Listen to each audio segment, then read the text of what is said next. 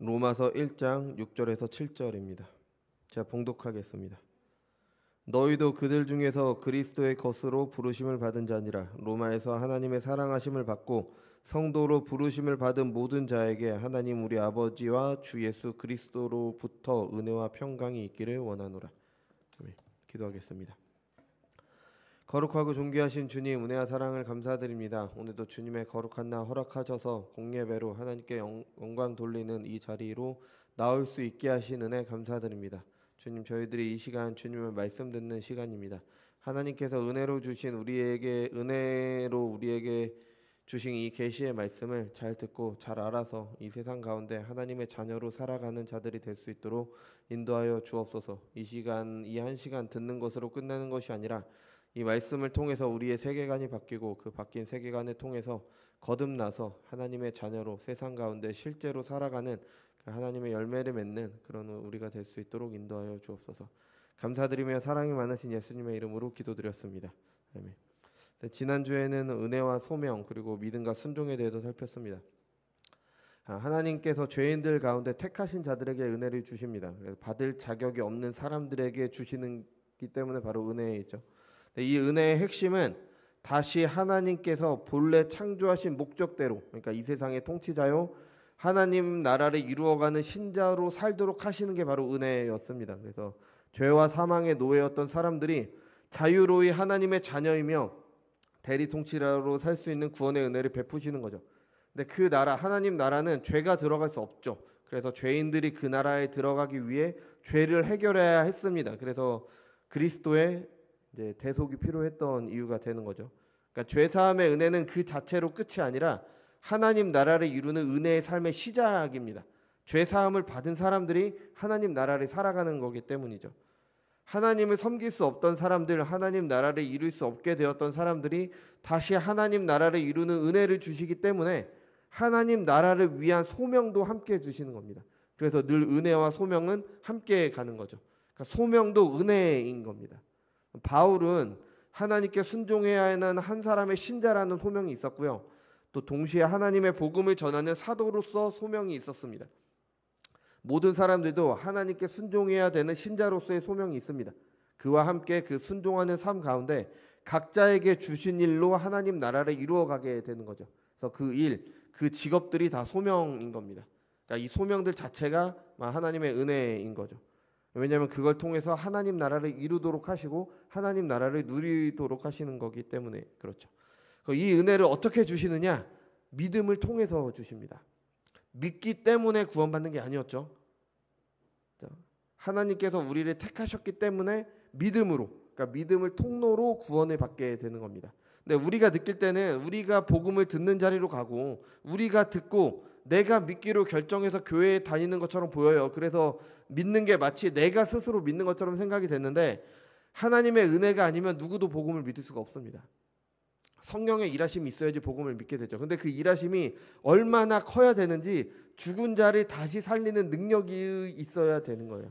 그러니까 죽은 자를 그냥 다시 살리는 것도 아니라 십자가에 달려 죽으신 그 예수님을 썩지 않을 몸으로 부활하도록 하신 그 성령의 능력이 있어야만이 사람이, 죄인이 하나님의 말씀을 믿게 되는 겁니다.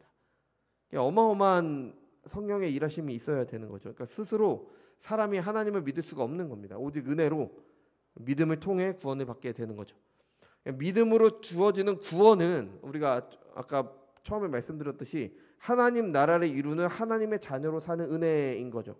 다른 말로 하면 믿음으로 순종할 수 있는 은혜를 입는 겁니다. 그러니까 구원은 순종이에요. 믿음으로 순종할 수 있는 은혜를 입는 게 바로 구원인 겁니다. 그러니까 순종할 수 있는 은혜를 입은 사람이 순종하는 건 너무 당연한 일이죠. 그러니까 믿음과 순종을 따로 생각해서는 안 되는 겁니다. 그러니까 순종할 수 있는, 그러니까 죄의 노예가 아니라 하나님께 순종하는 자유인이 되도록 하신 게 바로 은혜인 거예요. 그래서 믿음으로 받은 구원의 은혜 자체가 바로 순종인 겁니다. 믿음과 순종은 따로 생각할 수가 없는 거죠. 그죠? 이게 제가 준비한 설교여서가 아니라 우리가 지난주에 살폈던, 간단히 요약했던 이 내용이 얼마나 중요한지 모릅니다. 그러니까 이것을 제대로 알지 못하면 잘못된 구원관을 가지고 잘못된 신앙생활을 하게 됩니다. 내가 왜 구원받았는지 구원의 의미도 모르고요. 내가 하나님께서 은혜로 나를 구원하셨으면 하나님의 은혜에 감사한다는데 그 은혜가 무엇인지도 모르게 되는 겁니다.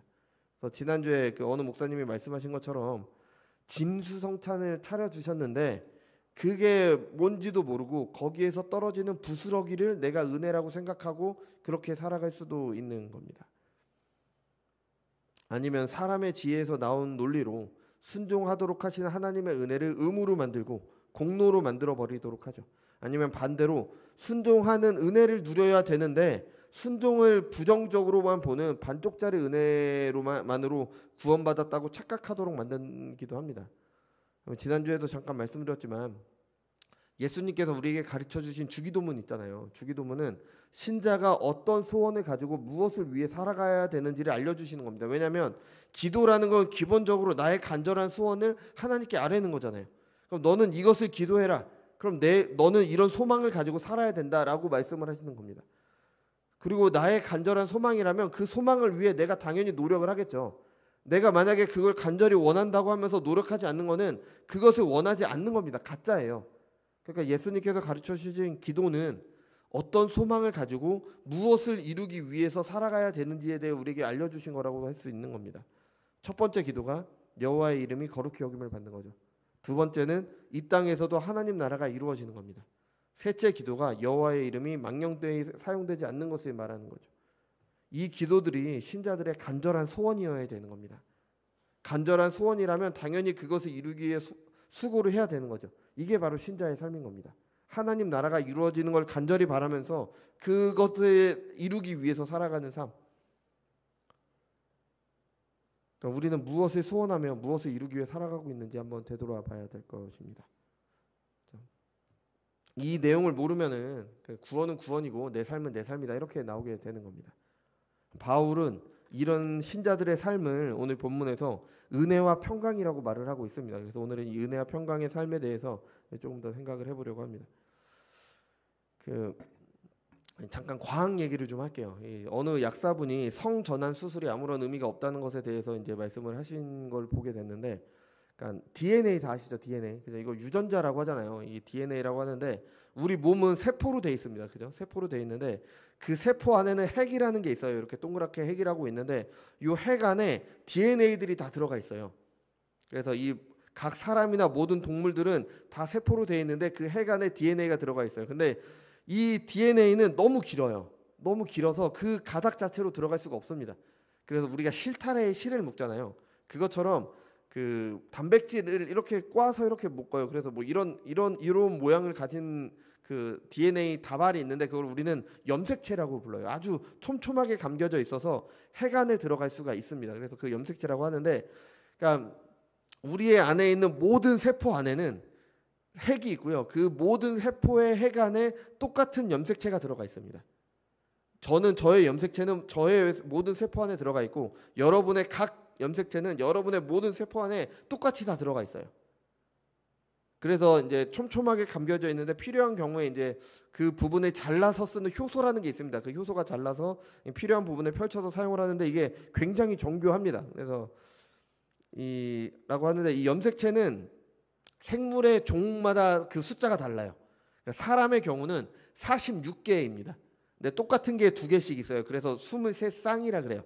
23쌍 46개 이게 사람이에요. 근데 동물들은 달라요. 동물마다 좀 다른데 사람은 모두 다 똑같습니다. 46개를 가지고 있고요. 우리가 유전병이라고 부르는 다운 증후군 있잖아요. 그 염색체가 하나가 더 있습니다. 그러니까 돌연변이죠. 그래서 병이 생기는 거예요. 그러니까 정상적이지 않은 겁니다. 어쨌든 그러니까 그분들이 뭐 나쁘다는 게 아니라 어쨌든 정상에서는 약간 벗어나 있는 거죠. 그러니까 46개예요, 사람은. 근데 이 46개 중에서 그러니까 44개, 22쌍이죠. 그거는 상염색체라고 해요. 근데 나머지 한 쌍, 그 2개는 성염색체라고 합니다. 그러니까 성을 결정하는 게 그 한 쌍의 염색체인 거예요. 그 2개의 염색체. 이건 아마 들어보셨을 거예요. 그래서 그 한 쌍의 염색체가 XX면 여자입니다. XY면 남자인 거예요. 그죠? 이 염색체는 모든 세포 안에 들어가 있어요. 사람의 세포가 몇 개 있을까요? 우리 세포가 몇 개일까요? 이거 제가 챗 GTP한테 물어봤더니 평균적으로 37조 개가 있대요. 그러니까 제 세포는 약 37조 개가 있고요. 그 안에 37조 개의 핵이 있겠죠. 그 안에 37조 개의 XY 염색체가 있는 거예요. 왜냐하면 다 똑같이 가지고 있는 거니까. 그죠? 근데 그러니까 여자면은 37조 개의 XX 염색체가 있는 거고 남자라면 37조 개의 XY 염색체가 있는 거죠. 근데 주어진 성별이 아니라 자신이 성별이 결정한다고 생각하시는 분들은 성전환 수술이라는 걸 해요. 그죠? 신체를 바꾸고 호르몬 주사를 맞고 애를 씁니다. 근데 그런 것들을 한다고 해도 내 몸 안에 있는 37조 개나 되는 세포 안에 있는 성 염색체는 바뀌지 않습니다. 그냥 여전히 그 염색체는 나를 남자로 가리키고 있고 여전히 여성분들은 여성으로 가리키고 있는 거예요. 그러니까 안 바뀌는 거예요. 그러니까 과학이라면 그렇게 신뢰를 하는데 사람들이 과학은 분명히 말한 과학이 뭐 염색체가 있고 뭐 이게 다 과학이잖아요. 이 분명히 말하는 성별에 대해서는 또 다른 입장을 보이는 거죠. 내가 남자이고 내가 여자이고는 누가 결정하시는 겁니까? 하나님이 결정하시는 겁니다. 그런데 하나님의 주권을 인정하지 않는 게 우리 시대에 이런 모습으로 나타나고 있는 거예요. 하나님이 정해준 게 아니라 내가 느끼는 내 감정대로 내가 내 성별을 결정하겠다. 이게 하나님께 대항을 하는 겁니다. 이게 듣기 좋은 말처럼 보이는데 따지고 보면 하나님의 주권을 거절하겠다는 겁니다. 백날 수술 받고 난리를 쳐도 그 사람에 있는 그 세포 안에 있는 염색체는 바뀌지 않습니다. 그런데 바꾸려고 하죠. 이게 하나님을 거역하는 사람들의 대표적인 모습이라고 해요.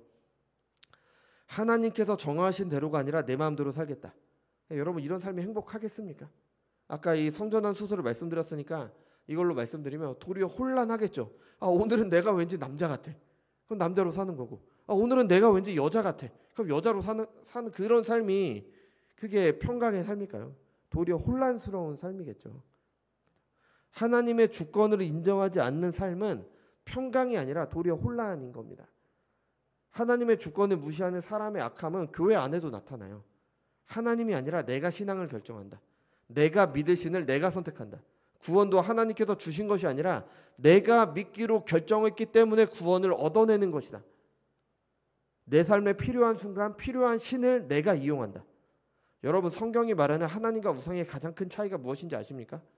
우상들은 사람들이 만들고 사람들이 이동시켜줘야 됩니다. 사람의 선택을 기다리는 게 우상이에요. 근데 하나님은 아니신 거예요. 하나님께서 선택하시고 하나님께서 그의 백성을 돌보시고 다스리시는 겁니다.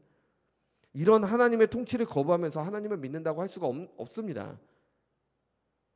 하나님께서 나를 구원해 주신 거 감사합니다. 내가 죄사함의 은혜를 입었으니까 그거는 감사하고요. 근데 그 이후의 삶은 내 맘대로 살겠습니다.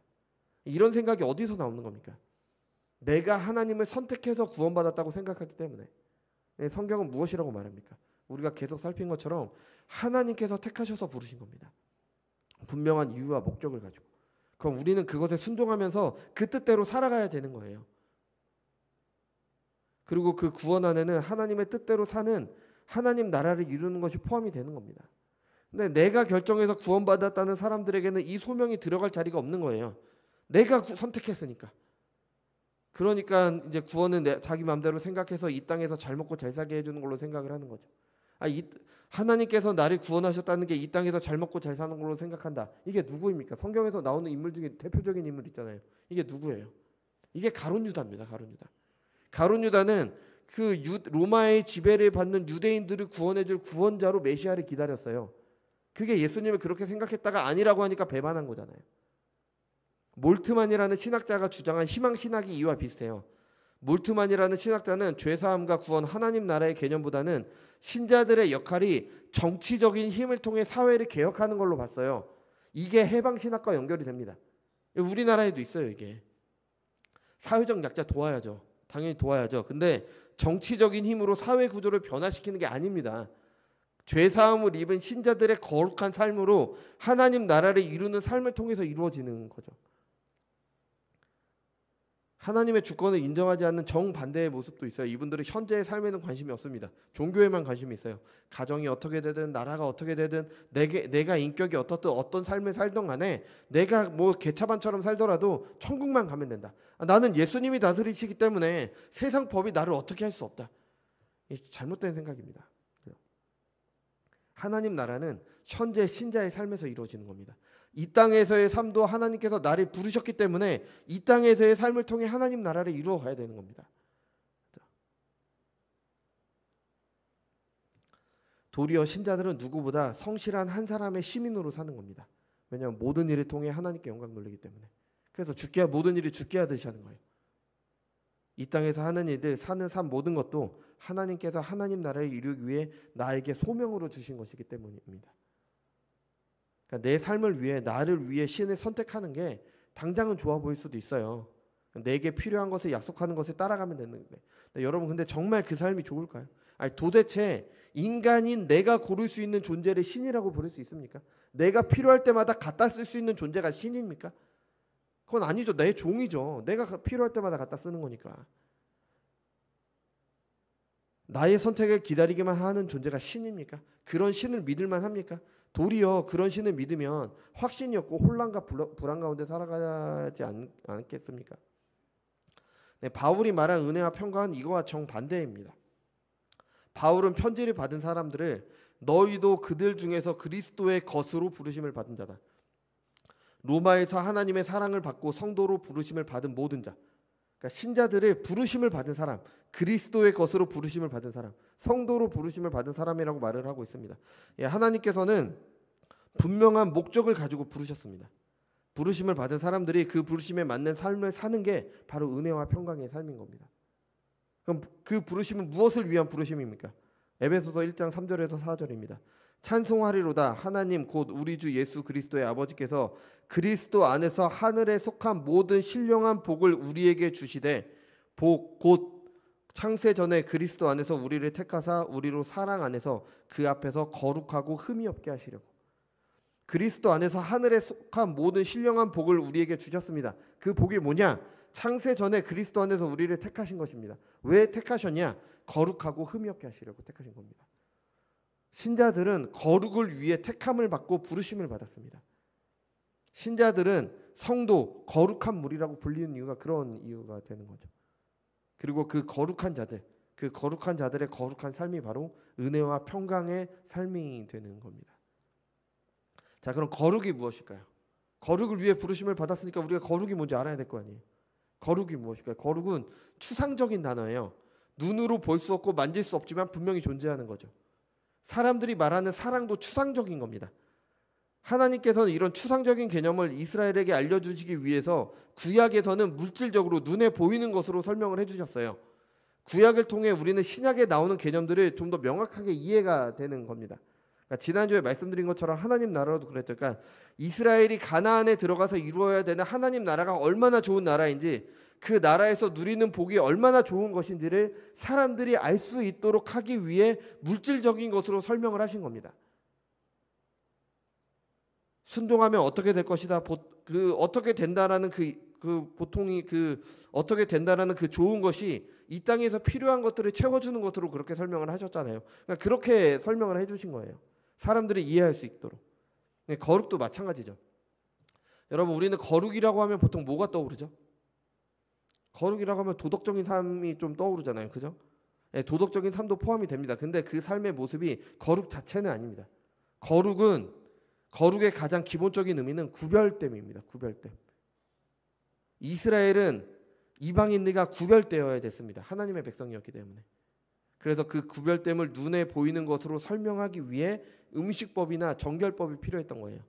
하나님께서 먹지 말라는 음식을 먹지 않음으로써 다른 민족들과 구별된 하나님의 백성임을 나타냈던 겁니다.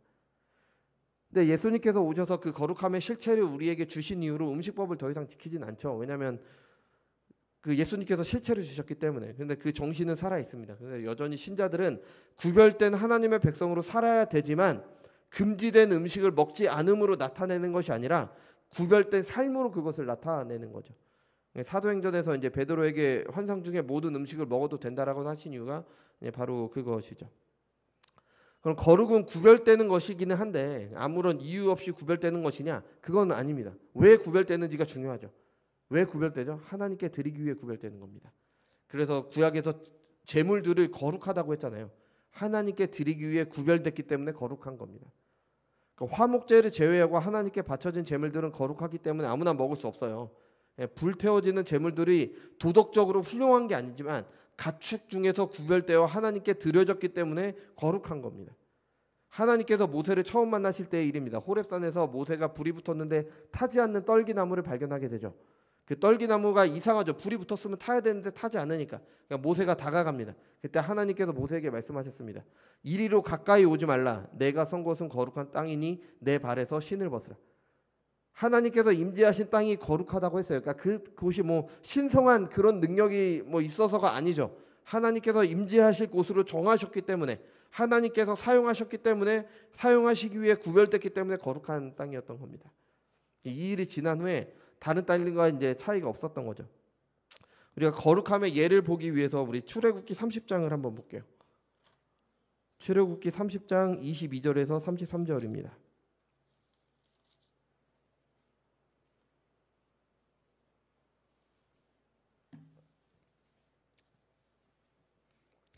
출애굽기 30장 22절에서 33절입니다. 여기서는 이제 거룩한 향에 대한 내용이 나와요. 제가 봉독해 드리겠습니다. 출애굽기 20장 22절에서 30 잠시만요. 출애굽기 30장이네요. 예, 죄송해요. 출애굽기 30장 22절에서 33절입니다. 여호와께서 모세에게 또 말씀하여 이르시되 너는 상등 향품을 가지되 액체 모략 500세겔과 그 반수의 향기로운 육개 250세겔과 향기로운 청포 250세겔과 계피 500세겔을 성수의 세겔로 하고 감람 기름 한 흰을 가지고 그것으로 거룩한 관유를 만들되 향을 제조하는 법대로 향기름을 만들지니 그것이 거룩한 관유가 될지라. 너는 그것을 회막과 증거궤에 바르고 상과 모든 기구이며 등잔대와 그 기구이며 분향단과 및 번제단과 그 모든 기구와 물두멍과 그 받침에 발라 그것들을 지극히 거룩한 것으로 구별하라. 이것에 접촉하는 것은 모두 거룩하리라. 너는 아론과 그의 아들들에게 기름을 발라 그들을 거룩하게 하고 그들이 내게 제사장 직분을 행하게 하고 이스라엘 자손에게 말하여 이르기를 이것은 너희 대대로 내게 거룩한 관유니 사람의 몸에 붙지 말며 이 방법대로 이와 같은 것을 만들지 말라. 이는 거룩하니 너희는 거룩히 여기라. 이와 같은 것을 만드는 모든 자와 이것을 타인에게 붙는 모든 자는 그 백성 중에서 끊어지리라 하라. 아멘. 그러니까 여러 가지를 조합해서 향기름을 만들라는 거죠. 근데 들어가는 종류를 정해 주셨지만 뭐 일반적인 향기름을 만드는 방법대로 만드는 겁니다. 근데 그것을 거룩한 관유라고 말해요. 그러니까 우리가 뭐 그 예전에 무슨 동화 보면은 뭐 마귀 할멈들이 이렇게 뭐 막 부어서 이렇게 저으면 펑 하고 터지면서 신비로운 액체가 되잖아요. 근데 이 거룩한 관유를 만들 때 그렇게 되는 게 아닙니다. 그냥 일반적인 향기름을 만드는 거예요. 근데 하나님께서 그것을 사용하시기 위해 구별하셨으니까 그게 거룩한 관유가 되는 겁니다. 하나님께서 구별하셨기 때문에 의미가 생기는 거예요. 그래서 이것을 여러 개에 발라서 거룩하게 하는 거죠. 그러니까 하나님께 드리기 위해, 하나님께 헌신하기 위해, 하나님께서 사용하시기 위해 구별됨, 이게 바로 거룩인 겁니다. 제사장들, 레위인들은 하나님의 것으로 구별된 사람들, 평생 동안 하나님의 일을 위해 헌신된 사람들이기 때문에 거룩한 사람들이라고 하는 겁니다. 이스라엘 중에서는 기간을 정해놓고 하나님께 헌신하는 사람들이 있었습니다. 그게 나시린이 그런 사람들이었어요. 이 사람들은 그 기간 동안 다른 일은 하지 않고 하나님께 헌신된 일을 하는 겁니다. 왜냐하면 그때 거룩하게 구별을 했기 때문이죠. 이처럼 구약이 말하는 거룩은 구별됨입니다. 구별된 것은 구별된 것인데 하나님께서 사용하시기 위해, 하나님께 헌신되기 위해 구별된 게 바로 거룩이 되는 거죠. 우리가 읽어본 말씀 중에 32절에서 33절에서는 이런 말씀이 있었어요. 사람의 몸에 붙지 말며 이 방법대로 이와 같은 것을 만들지 말라. 이는 거룩하니 너희는 거룩히 여기라. 이와 같은 것을 만드는 모든 자와 이것을 타인에게 붙는 모든 자는 그 백성 중에서 끊어지리라. 거룩하게 구별된 것은 거룩하게만 사용하라는 겁니다. 하나님께만 사용하라는 거예요. 다르게 사용하면 안 된다는 겁니다. 평생 하나님께 헌신하도록 구별된 제사장들과 레위인들은 그 일만 하라는 거예요. 다른 일을 할 수가 없습니다. 왜냐하면 거룩하게 구별됐기 때문에. 아까 나시린에 말씀드렸는데 나시린은 정해진 기간 동안은 하나님께 헌신된 일만 하고 다른 일을 할 수가 없습니다. 왜냐하면 구별됐기 때문에 그렇죠. 근데 날 때부터 나시린이었던 사람이 있었습니다. 바로 삼손이 그랬죠. 삼손은 날 때부터 나시린이었고 평생을 나시린으로 살아야 됐습니다. 근데 그렇게 살지 못했죠. 그래서 이제 여러 가지 문제들이 생기게 되는 거잖아요. 이 거룩에 대한 특징을 잘 보여주는 율법이 레위기 6장에 나오는데요. 레위기 6장에는 속죄제에 대한 규례가 나옵니다. 뭐 레위기에 대해서 간단히 말씀드리면 레위기에는 여러 가지 제사들이 이렇게 설명이 돼 있잖아요. 근데 그 레위기의 내용만 가지고 완벽한 제사를 재현할 수가 없습니다.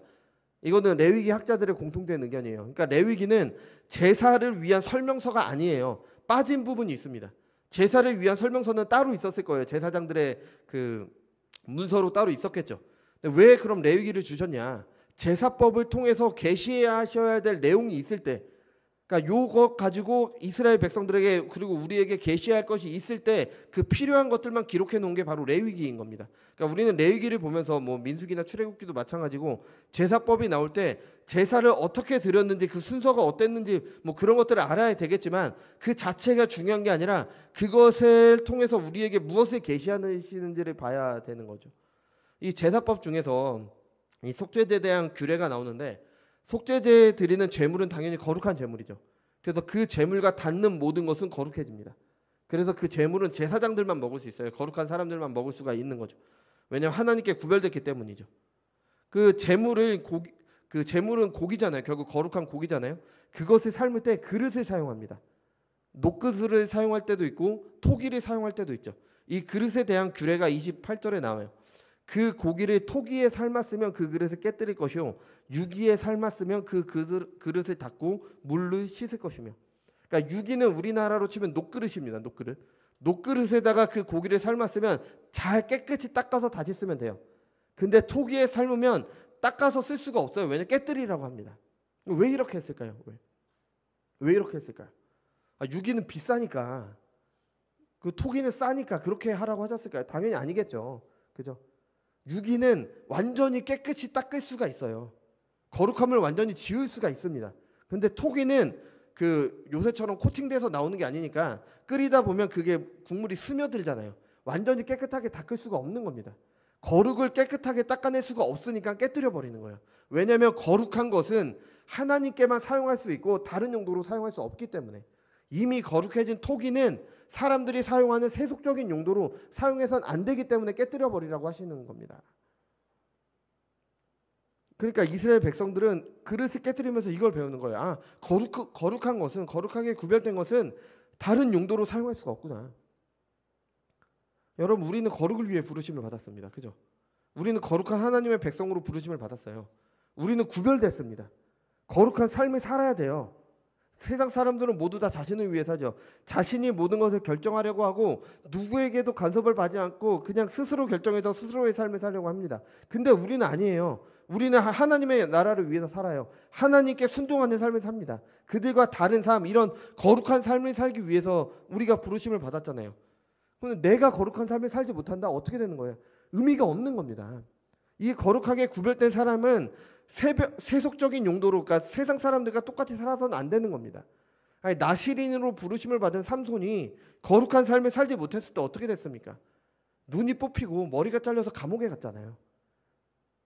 세속적인 삶을 살 수가 없기 때문에 그렇게 된 겁니다.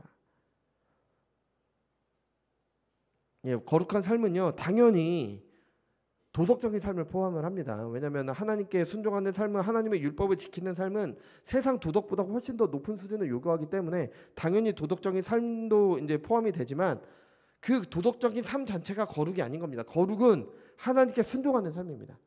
하나님께 대하여 구별됐기 때문에 하나님께 헌신하는 삶을 살아요. 세상 속에서 세상과 살아가지만 세상 속에서 세상과 사람들과 똑같은 모습으로 살아갈 수도 있지만 전혀 다른 목적을 가지고 살아가는 겁니다. 하나님 나라를 위해서 하나님께 순종하는 삶, 이게 바로 거룩한 삶인 겁니다. 그리고 이 거룩은, 이 한 번 거룩해진 사람은 다시는 되돌릴 수가 없는 겁니다. 토기 그릇은, 그 거룩해진 그릇은 깨뜨려야 될 정도로 그런 의미가 있는 거예요. 그러니까 이스라엘 백성들은 그 토기를 깨뜨리면서 이걸 배우는 겁니다. 거룩이 이만큼 중요한 거구나. 거룩하게 구별됐다는 게 이 그릇에 깨뜨려 버려야 될 정도로 무거운 일이구나. 거룩한 하나님의 백성이 되었다는 것이 삶과 죽음이 걸린 문제구나. 그릇을 깨뜨리면서 거룩한 것을 거룩한 것으로 남아야 된다. 거룩하게 구별된 사람, 하나님의 백성으로 거룩한 사람으로 남아야 된다. 세속적인 것으로 가면 안 된다. 이것을 눈에 보이는 방식으로 가르치신 게 바로 이 구약의 율법인 겁니다. 우리도 같은 교훈을 받아야 되는 거죠. 우리는 거룩을 위해 부르심을 받았습니다. 근데 그렇게 살지 않는다면 부르심을 받은 것이 아무런 의미가 없는 겁니다. 이런 삶을 살아야 되는 사람들에게 사도 바울은 7절에서 하나님의 사랑하심을 받았다라고 이야기를 하고 있습니다. 거룩한 삶을 살아서 하나님의 사랑을 입는 게 아니에요. 하나님의 사랑을 받은 사람이 거룩한 삶을 사는 겁니다. 성도로 부르심을 받아 그 부르심에 합당한 거룩한 삶을 사는 사람들이 하나님의 사랑을 받은 사람들인 겁니다. 우리는 때로는 우리의 삶의 형편을 가지고 하나님을 원망하고 의심할 때가 있습니다. 사랑의 하나님이시는데 왜 나는 이렇게 살아야 됩니까? 왜 나는 다른 사람들처럼 저렇게 살지 못하고 있어요? 아니, 저 사람들은 하나님을 믿지도 않는데 왜 저렇게 떵떵거리고 사는 것 같은데 왜 나는 이렇습니까? 인터넷에 보면 온통 행복해 보이는 사람들 뿐인데 왜 나는 이렇게 살아가야 됩니까? 하나님 나를 사랑하시는 게 맞습니까? 내가 하나님의 사랑을 받았는데 왜 나는 이렇게 살아가야 돼요? 여러분, 근데 누가 하나님의 사랑을 받은 사람들입니까? 그리스도의 나라에 들어와서 그리스도의 것이 돼서 그리스도의 통치를 받으며 사는 사람들이 하나님의 사랑을 받은 사람들인 겁니다. 로또에 당첨된 거, 뭐 아파트 가격이 오른 거, 좋은 대학에 가서 좋은 직장을 얻는 거 다 좋습니다. 좋은 일이죠. 근데 그게 하나님의 사랑을 받았다는 증거가 아니라는 겁니다. 하나님의 사랑을 받았다는 증거, 내가 하나님의 사랑 가운데 산다는 증거가 뭐예요? 하나님께 순종하는 삶인 겁니다.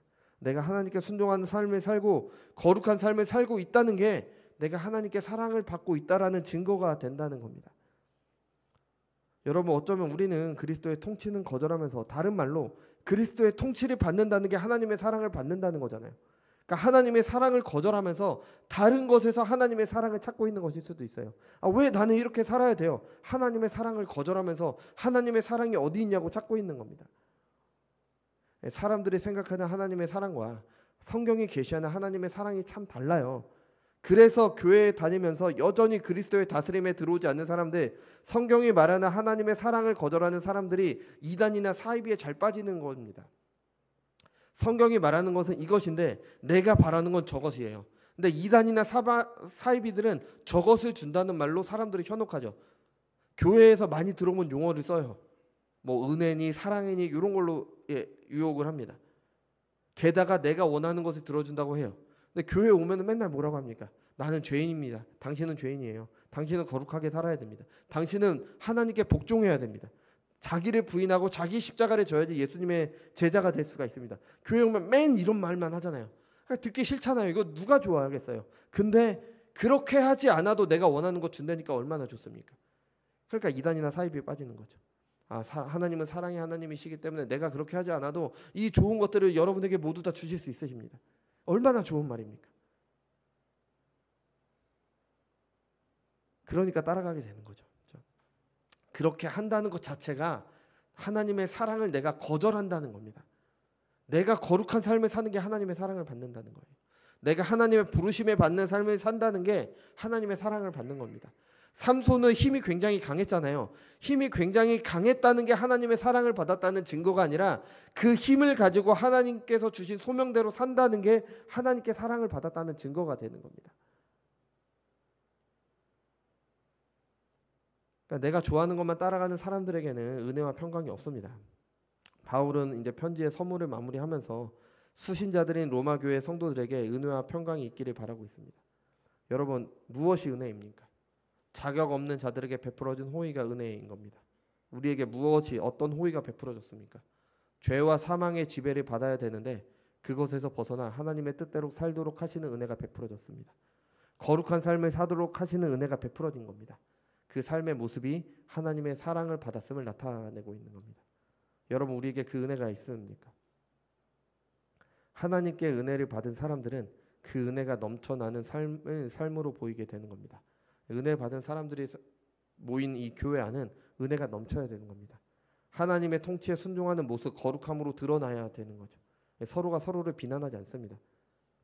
적어도 교회는 세상처럼 다른 사람들 위에 서려고 그렇게 아둥바둥하지 않습니다. 도리어 서로가 자신을 희생함으로 서로를 도우려고 합니다. 예수님께서 우리를 그렇게 사랑하셨으니까, 그 은혜를 입었으니까, 그분에 따라 사는 삶이 거룩한 삶이고 그 삶이 바로 하나님의 사랑을 받았음을 나타내는 삶이니까. 그리고 그렇게 사는 것, 그렇게 하는 것을 자랑이나 공로로 생각하지 않습니다. 그러니까 좀 직접적으로 말씀드리면은 교회에서는 내가 가난하다고 부끄러워하지 않아요. 내가 부자라고 교만하지 않습니다. 내가 열심히 산다면 좀 하나님께서 지금 이 상황에서 내게 가난을 허락하신 것을 부끄러워하지 않습니다. 왜냐하면 도움을 받을 수도 있어요. 왜냐하면 우리는 그리스도 안에서 한 형제이기 때문에 도움 받는 것을 부끄러워하지 않아요. 여러분, 도움 받는 것도 굉장히 어려운 일이에요. 그죠? 왜냐하면 자존심이 상하니까. 교회 안에서 누가 나를 돕는다 그러면 기분 나빠. 그러니까 당장 필요하다고 하더라도 좀 자존심이 상하고 그러잖아요. 근데 가족끼리 서로를 도울 때 우리 자존심 상합니까? 안 그렇잖아요. 서로가 서로를 돕는 것도 필요하지만 도움을 받을 줄도 알아야 되는 거예요. 그게 부끄럽지 않아요. 가난이 부끄럽지 않습니다. 왜냐하면 나는 열심히 사는데, 하나님께서 주신 소명에 따라 열심히 사는데 지금 이렇게 사는 게 하나님께서 내게 허락하신 형편이기 때문에, 또 나중에 되면은 어떻게 될지 모르잖아요.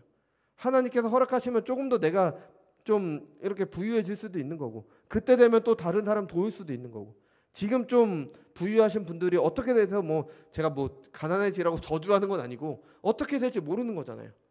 좀 안 좋은 상황에 처할 수도 있는 거고요. 그 상황에 처한다고 해도 교회 안에서는 서로가 부끄럽지가 않습니다.